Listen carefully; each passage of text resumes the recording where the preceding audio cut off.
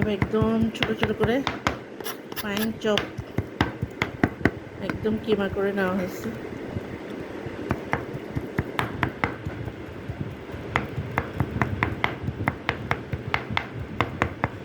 আর এদিকে এই যে পেঁয়াজ, ধনিয়া পাতা, কাঁচামরিচ কুটি নিচ্ছি।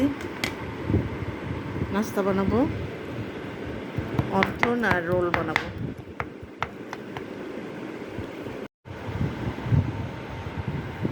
প্রথমে দিচ্ছি পেঁয়াজ, তারপর কাঁচামরিচ,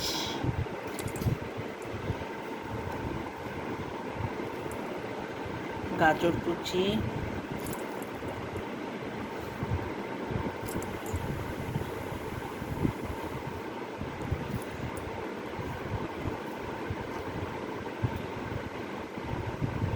চিকেন কিমা,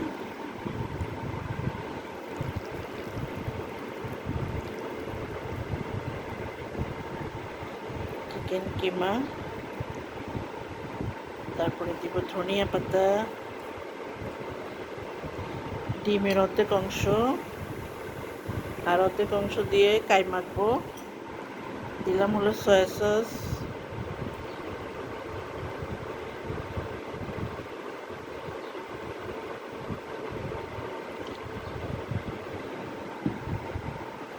আর দিব একটু চিনি,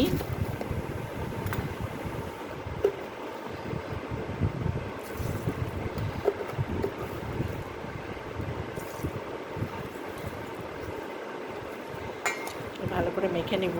আরও একটু বাকি আছে, একটু গরম তেল দিতে হবে, একটু একদম সিদ্ধ করে গরম তেল এখানে ঢেলে দেব।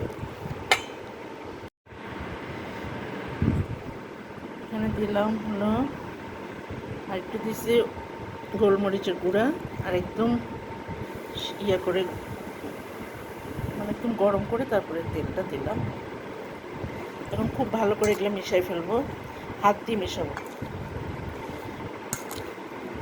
হাত দিয়ে মেশাবো। আর অন্থনের কাইটা শুধু ডিম দিয়ে মাখাতে হয়, এটা অন্য কিছু দিয়ে তেল দিয়ে মাখানোর কোনো দরকার নেই।